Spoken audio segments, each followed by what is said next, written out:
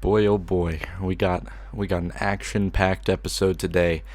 Hey there, everybody. My name is Hayden McKenzie. Welcome to episode 4 of With Hayden. Today, in this wonderful Christmas holiday special, well, I kind of messed up. We were supposed to be discussing 3 Cronenberg films today. This was supposed to be a very Cronenberg Christmas. However, I didn't watch them. Which sounds really bad, but I I was just really thinking the whole week, because it's always hectic around the holidays, but I was thinking, like, man, I really got to get around to watch those movies for the podcast, and then before I know it, it's Christmas Eve, and I'm like, shit, I've been watching a bunch of movies that I, like, own, or don't own, even, and I haven't even watched any Cronenberg films yet. So we're only going to be talking about one of the 3 films that I promised to talk about today. We're going to be talking about a film called Scanners. However, I figured that since I colossally fucked up, we're going to be discussing a few other films, a few other things that I've been watching this week, just to sort of shoot the breeze, you know. Not really trying to go with any theme for this episode other than the holiday spirit. So, I watched a few movies this week.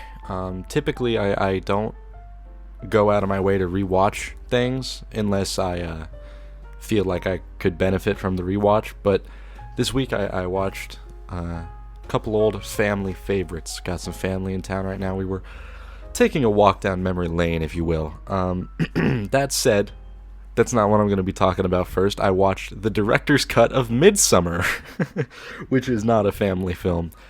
I mean, it could be if you have a pretty cool family, but otherwise, yeah, no. So, Midsommar is a 2019 film written and directed by Ari Aster, director of Hereditary. This is his second feature, which came after the first. So, Hereditary came out, and it was a big cult hit, really scary.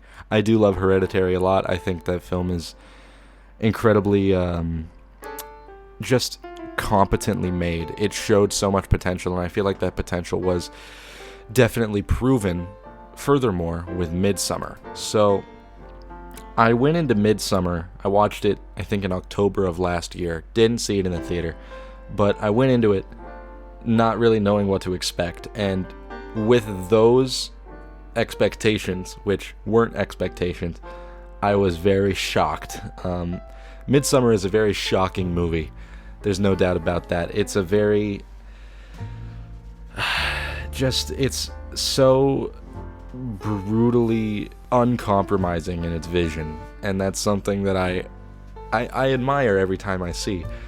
With this director's cut, I felt as though there was something there that wasn't in the theatrical cut. So the director's cut is about 25 or 30 minutes longer than the theatrical cut, so the Midsommar director's cut is just a hair under 3 hours long, which is ridiculous. If a horror movie is that long, it better have a damn good reason to be that long, and thankfully it does.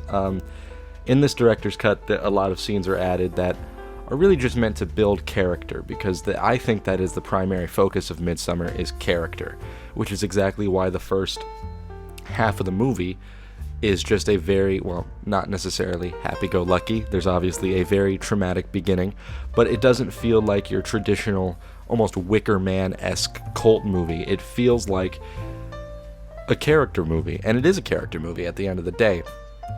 And this director's cut adds so much more character building scenes, so much more just dialogue, just one-off conversations between 2 characters that honestly I really enjoyed. I could have watched a whole movie of just that, and I really would have enjoyed it. But yeah, ultimately I think this is a definite improvement. Now, Midsommar is not for everybody. It's definitely a very brutal, very shocking film. Definitely not, in a sense, mainstream, although it is mainstream. It was a pretty big hit, but just a lot of the content within is very inaccessible to people who like some of the other films that I'm going to be talking about today. So, ultimately, I'm trying to keep this conversation brief because there's a lot of movies that I'm trying to cover today. I'm trying to cover everything that I watched this week, but ultimately, the Midsommar director's cut is a very big improvement of the original film. Although the original film is still great, there's no doubt about that. It's definitely my favorite of the two. Midsommar and Hereditary are just so different, even in terms of style. Hereditary, well, it wasn't praised for this, I don't think, but to me it has a very sort of rigid style. Everything is mounted on a tripod, save for a few one-off scenes or shots. There's a few long takes in Hereditary where the Steadicam is sort of floating around, but that populates most of the runtime of Midsommar, at least when they get to Sweden. When they're in America and the film is just beginning, sort of setting the stage, the camera work and just visual mood of it all is very reminiscent of Hereditary, because Hereditary was a very sort of gray, toned down movie in a sense. It was just a very pale color palette, very dark in a sense, and that's definitely what the first 20 odd minutes of Midsommar are like. But then once they get to Sweden, the camera work becomes very longevity might be a word. That's possible, but anyway, the camera flows around and there's several shots that go on for I want to say 3 or 4 minutes at a time, just sort of floating around the scene and really just immersing itself in the atmosphere, in the reality of the story. Because you got the Horga, right, this community, and they're a very sort of flamboyant, almost I can't think of the word. I honestly can't. I think I'm gonna have a stroke. But they're a very flamboyant, almost flowing type of people. They're very graceful in their movements and their culture. So it would make sense for the camera work to work like that. I don't know. I think it was a very enchanting film up until the horrific imagery begins. Holy fuck, this movie goes hard. When it goes hard, it goes hard. And the first, I want to say, hour of the film is fairly tame, save for, I want to say, the opening. Obviously, the first maybe 10 minutes. Definitely not for the faint of heart. That scene shocks me and really kind of gets a physical reaction out of me every time. Maybe even more than the stuff later on in the film does. It's just such a haunting, cold open to your film. And to open the film like that, to open it with such a dark, harsh reality, just throwing these characters into this traumatic situation makes you immediately feel for them. And the development that they get throughout the film is just insanely well done. And a lot of that has to do with the opening scene. The opening scene is so brutal, and like I say, it throws the characters into the action, and as a result, it throws you in there too. You are just as lost and confused and heartbroken as they are. And it's quite amazing to me that this film is able to pull off character in the way that it does. But yeah, that's Midsommar. I really loved the theatrical cut. I've seen that twice, I think, and then I've seen the director's cut once. And honestly, from now on, I'm probably, if I want to put this movie on, I'm probably going to put on the director's cut, the A24 box set that the director's cut came in glorious 4K. It's a gorgeous set, there's no doubt about that. Definitely probably worth the $50, if I'm being totally honest. But yeah, that's Midsommar. Gonna have to give the theatrical cut, I might give a 9 out of 10. I think this movie is a damn near masterpiece. The director's cut, easy 10 out of 10 for me, because it just adds so much depth and so much humanity to these characters that wasn't necessarily lacking in the theatrical cut, but it definitely needed a bit more. I think it definitely needed a bit more meat on the bone. But yeah, wonderful fucking film. Definitely not for everybody. I wouldn't recommend this film if you are a grandma or Swedish, or a Swedish grandma, God forbid. Now, the next film that I watched this week, well, is nowhere near as good as Midsommar, unfortunately. The film that I'm talking about is Now You See Me. Now, I don't know who the fuck directed this movie, and I don't care. I did not care for this at all. This is the goofiest shit that I've ever seen in my life. I mean, what the fuck? You know what I mean? Listen, this movie saw Inception and was like, you know, I bet you I can pull off that sci-fi-ish heist concept, but instead of dreams or something like cool, let's have them be magicians. And not just magicians, but magicians that talk like band kids. Jesus Christ, I did not care for this movie at all. I thought it was a horrendous piece of shit.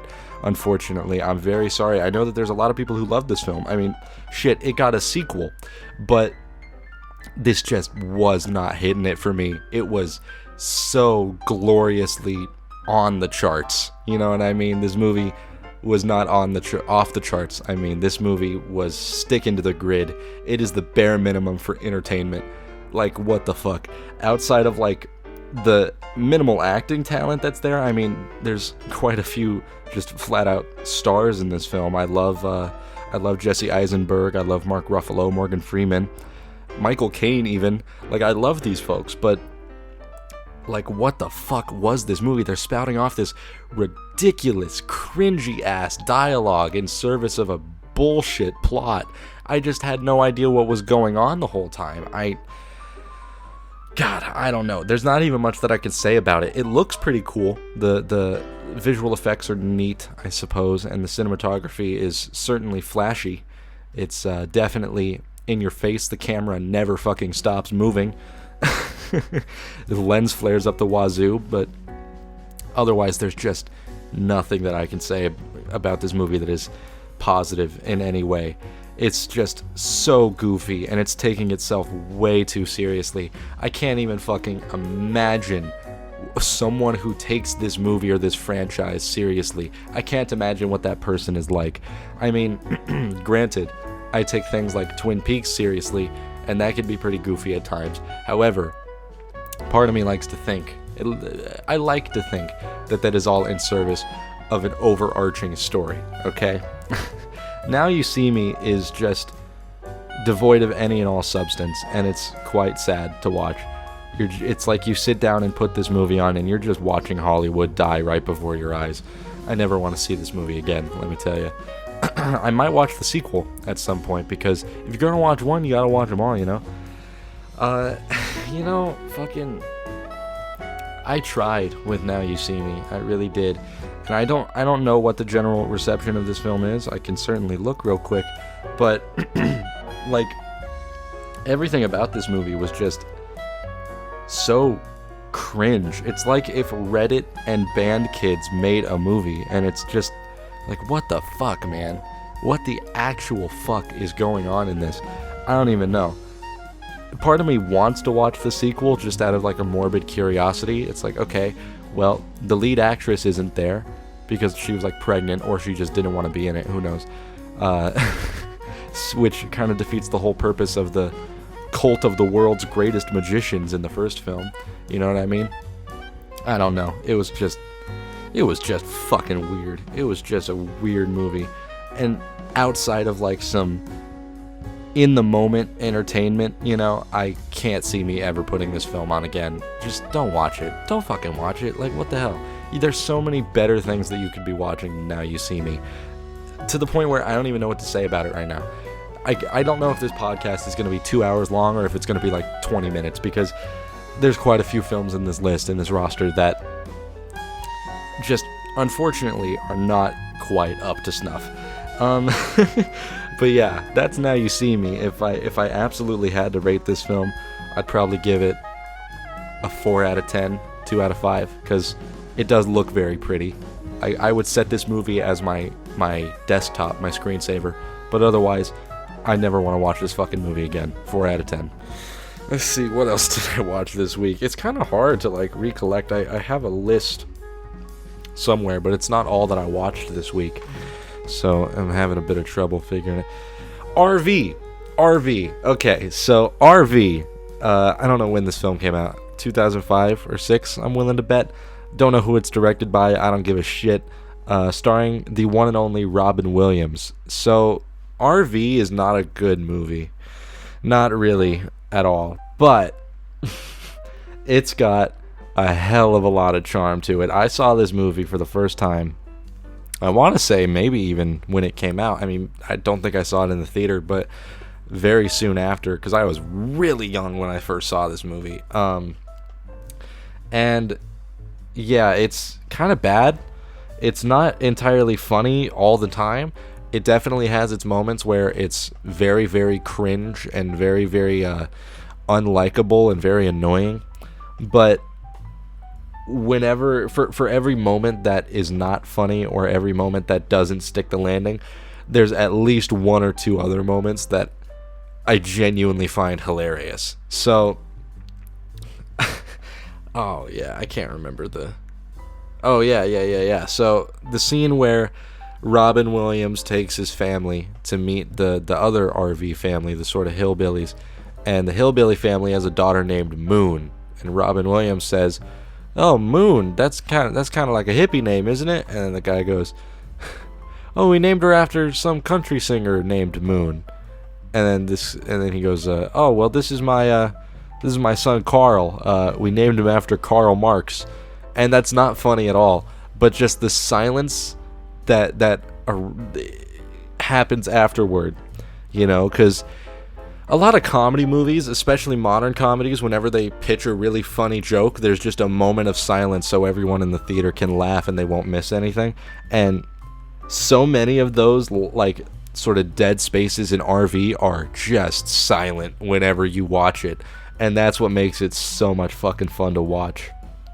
Because there are genuine good jokes in it, but the jokes that aren't funny are so fucking funny, especially if you're watching the film with, like, your family or something, because no one's gonna laugh at it. No one's gonna laugh at most of it. It's pretty immature comedy most of the time, but that's what makes it so great. That's what makes it so enjoyable, because it's cringe incarnate, and I can't help but just flip for that, man. And plus, I love Robin Williams so much.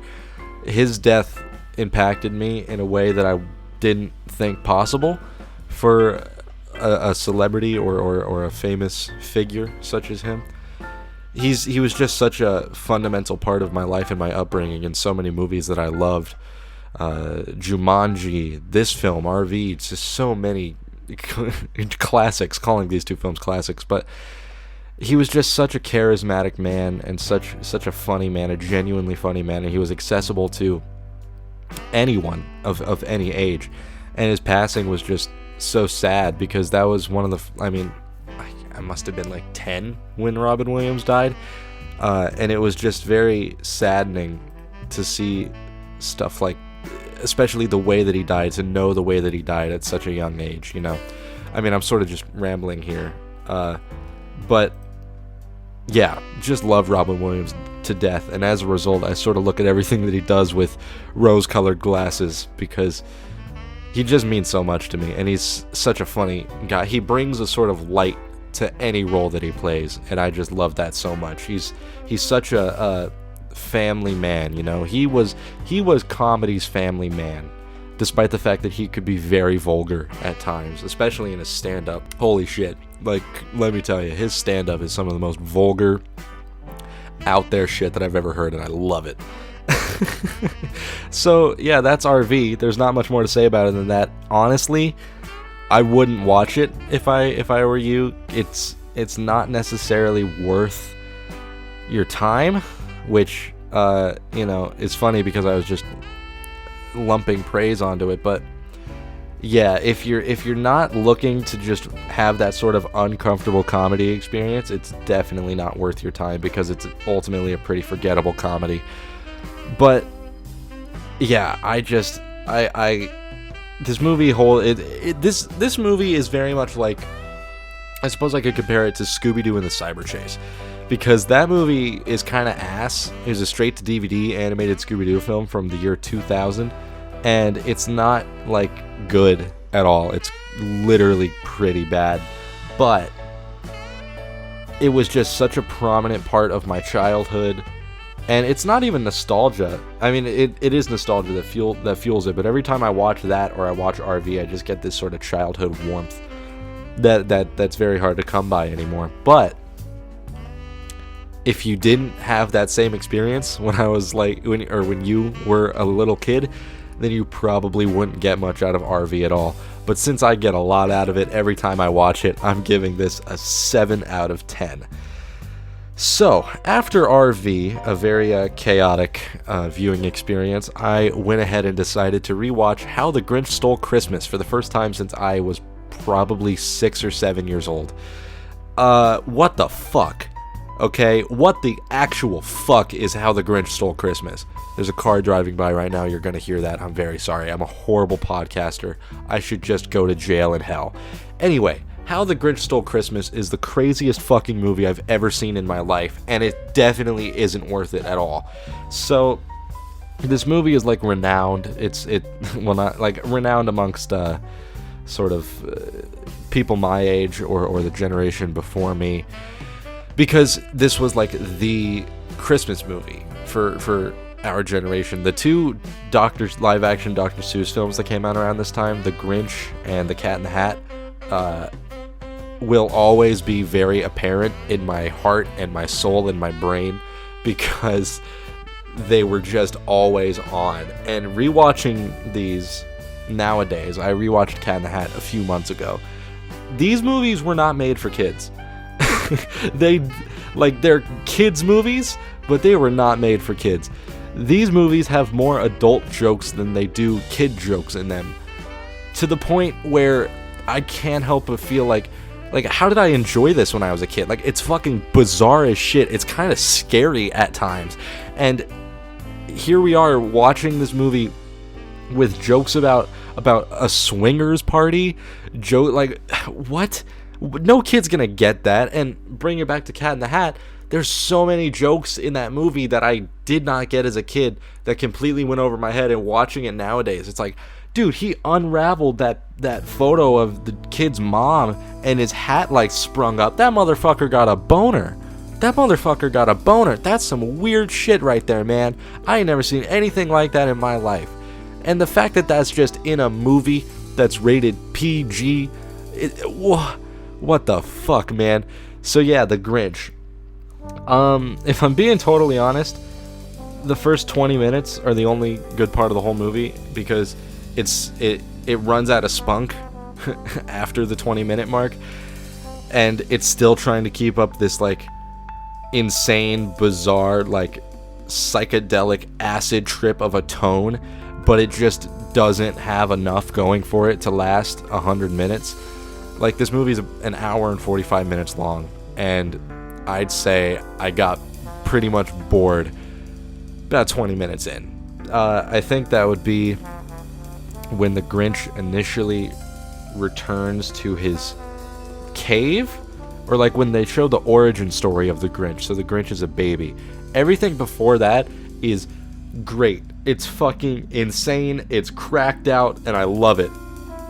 Everything after that is also cracked out and bizarre and insane, but you're just tapped out for most of it, because none of it is as funny as those first 20 minutes, and none of it is as shocking as those first 20 minutes, because putting on the Grinch and watching it for the first time since you're a little kid, initially it's like you just got shot, you know? You're like, what the fuck am I watching?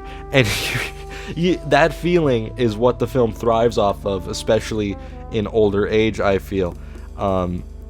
So yeah, I don't think I'm ever gonna watch this movie again, unfortunately, because I thought the rest of it was just horribly boring and horribly not funny. Jim Carrey as the Grinch is one of the most iconic performances of all time, I think. Anyway, you don't see Jim Carrey in him at all. He just disappears into the character, and part of that is part of the makeup and part of it is the performance. But they both play off of each other in such a beautiful way that makes for just a fucking crazy viewing experience. I want to drop acid and watch this movie, you know what I mean? Like, that'd be a fucking nightmare fucking roller coaster ride of a movie. But yeah, unfortunately, here I am, sober, and it just wasn't all that I was hoping for. I remember loving this movie. I really do remember loving this movie. I don't know what happened. I love the first 20 minutes, but otherwise, it's just a wet blanket. So I'd probably have to give this film a 6 out of 10, because despite the fact that everything after that first 20 minutes is not as good, the energy and the charm and the set design is all still there. So it maintains that energy. It just isn't as interesting, because the shock of it wears off pretty quick. It's actually like a good looking movie, though. I'd say this may be not the case for anyone else, but I think The Grinch is one of the most satisfying movies ever made for some fucking reason. Just everything about that movie is so, like, oddly satisfying. You know those videos of people, like, cutting up soap? That's what The Grinch feels like to me. It just, it scratches my brain really good. So yeah, 6 out of 10 for The Grinch. I'm probably never gonna watch it again unless I'm really fucking drunk. So believe it or not, I didn't totally neglect the episode's theme this week. I did watch one of the 3 Cronenberg films that I said I was going to watch. I watched Scanners. This is the first Cronenberg film that I've ever seen, and if I'm being totally honest, I'm not very hopeful for anything else in the future of David Cronenberg. I thought this movie was painfully boring and painfully cheesy. Now, this has an average rating of 3.5 out of 5 on Letterboxd, which is almost an 8 out of 10. That's a 7 out of 10. And I don't get it, okay? Because this movie feels like something. If I didn't have the knowledge that Cronenberg directed this, it would have felt like one of those movies that Red Letter Media reviews on Best of the Worst. You know what I mean? Like, it felt incredibly cheesy. I mean, it wasn't even a very grabbing concept, really. Like, it was kind of neat, but they ran out of places to go with it very quickly. It just became this whole just game of chicken that I didn't care for much at all.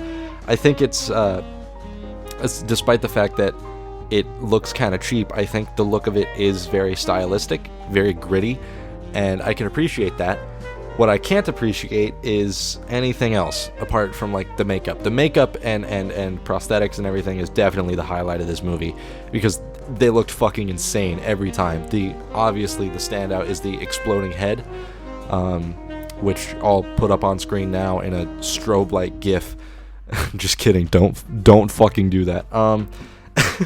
But yeah, apart from, like, a few, like, gross out gore makeup shots and decent but not, like, ultimately great looking cinematography, it's just not something that I would probably ever revisit. I wrote a review of this film on Letterboxd. I gave it 2.5 stars. Sorry, I spoiled the rating. And I said, that was good. I have no idea what happened. And it's true. I have no idea what happened in this movie. I couldn't tell you a plot.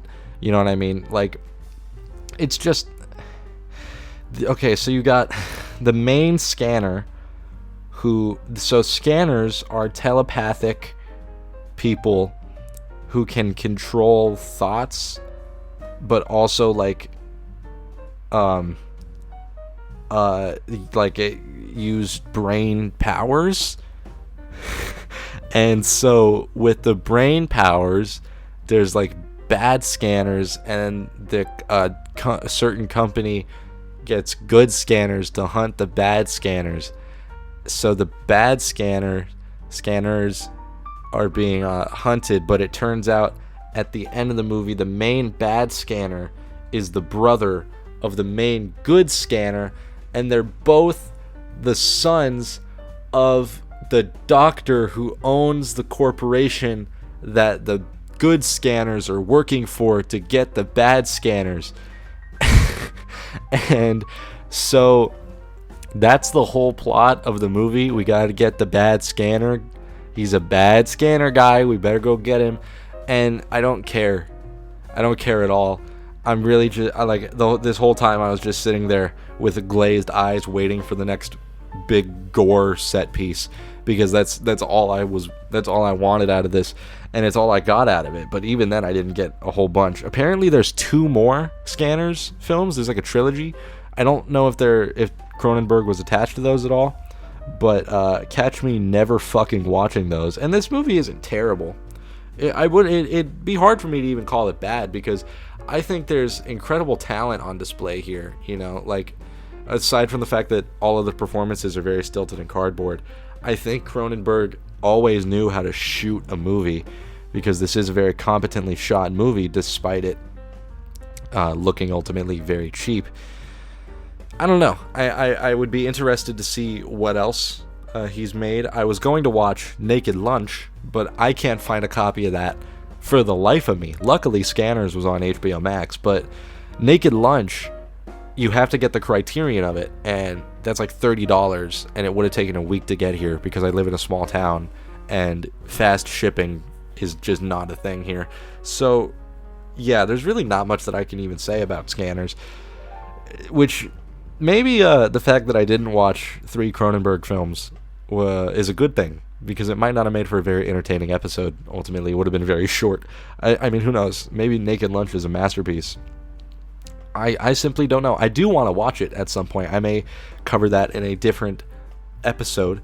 It's in my watch list, and there's, you know, I'll talk about that. So there's this idea that I have for certain episodes. So like every 10 or every 15 episodes, do like a gauntlet where I just pick 10 random films for my watch list on Letterboxd and rapid fire talk about all of them. So who knows? Maybe Naked Lunch will be one of those eventually. But unfortunately, I found Scanners to be really just kind of, it was pretty I can't see myself putting this on again, because I got nothing out of it. I really got nothing out of it. This is like Cronenberg's Mank, you know what I mean? But yeah, you know, I'll give it a 5 out of 10. You know how it be. And so, the final thing that I watched this week before the great holiday season of this really fucky year was the first 2 seasons of the Netflix original anime series Castlevania. So, this is based off of the Castlevania video games by Konami. Is it Konami? Maybe. I don't know. I don't care. And it's like this gothic vampire type beat. It's an American-made anime, so it's all in English. And the seasons were really short. Season 1 was only 4 episodes, and season 2 was only 8, and the episodes are like 25 minutes each. So it was very easy to get through. It took like, I don't know, 5 hours maybe to watch seasons 1 and 2, and it's across 2 days. I'm watching this with my cousin right now. We're probably going to watch season 3 after Christmas, probably sometime. I don't know. But yes, I found Castlevania seasons 1 and 2 to be not quite my thing, but definitely admirable and interesting. You know what I mean? So, I'm not much of an anime guy, really.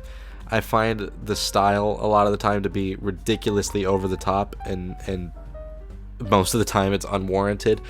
But what Castlevania manages to do is it takes the art style and the often extreme style of action and fighting and depiction of superhuman abilities, paranormal abilities, and manages to portray it in this almost gothic sort of sense that I've never really seen before. It makes for a very strange sensation while you're watching it, because you're like watching this slow burn gothic vampire story with anime type fight scenes where the camera's fucking soaring in circles and the dude has a whip with a chain on it and it's fucking crazy and gory.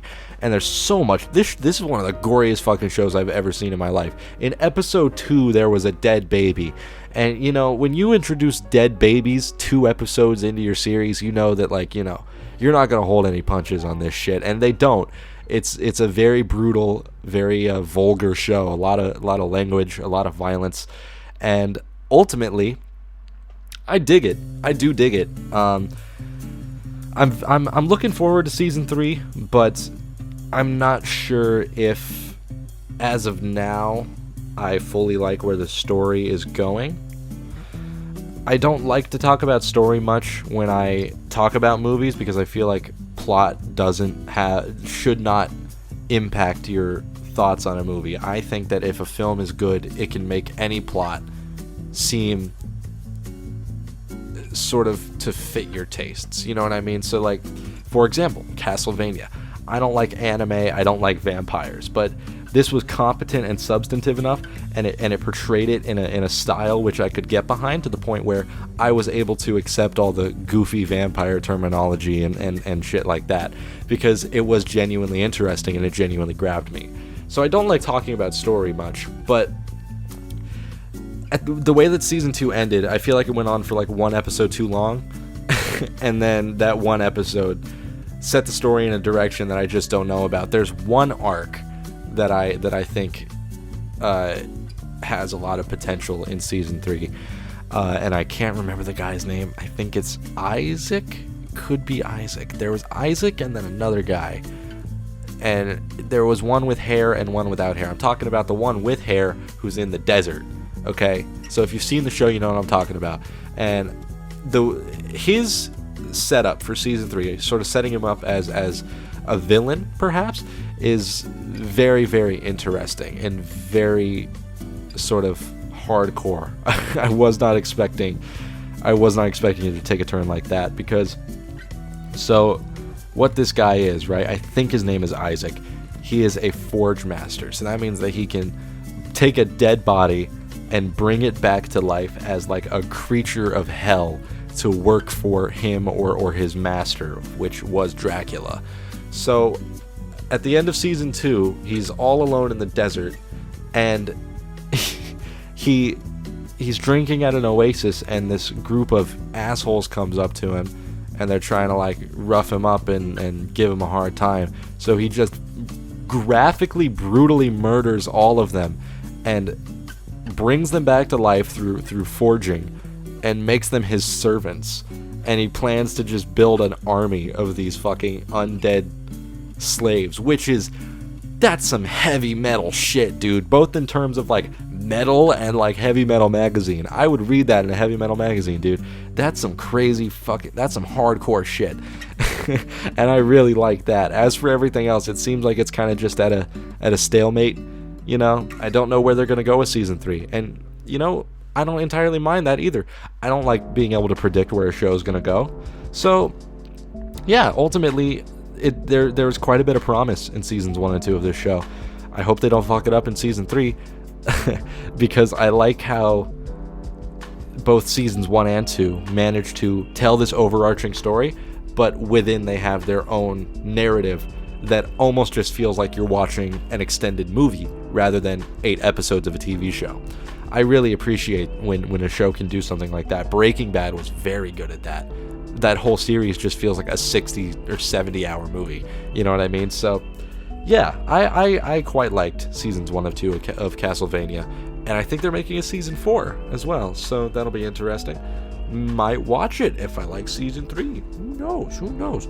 I'll definitely probably be talking about that next week. So the question is, where do we go from here? So this is all I had to talk about. This is, you know, this was supposed to be the Cronenberg Christmas, and this would have given way to a very funny New Year's episode that has a theme. Now, the theme of next episode, I have this little note document with all like episode names and topics and stuff. Episode was going to be called A Capitalist Dirge, because I was going to watch all 3 parts of the film adaptation of Atlas Shrugged by Ayn Rand. But now that I've done this episode where I don't really follow a topic or a set theme, I don't know how I'm feeling. So I'm going to open this to the floor. This is coming out on Christmas, so I doubt that engagement is going to be very high at all. But opening it to the floor, what would you like to see of this series? Would you like the more off the dome, just sort of, random movie talk, or would you like the more themed stuff? Just let me know. It'd be greatly appreciated. I'm always trying to improve this show. I'm trying to improve my speaking skills because I'm really fucking bad at that sometimes. You know how it be. But yeah, I'm having a lot of fun with this series so far. It's just fun to sort of sit down and ramble for a while. But that said, that'll do it for this episode of With Hayden. If you enjoyed it, be sure to hit that like button, subscribe to my channel, leave a comment saying that you just really don't like those gays. No, I'm sorry. I didn't mean it. I love gay people. They're my favorite. Fucking hell. Thank you guys so much for watching. I'll see you in the next one.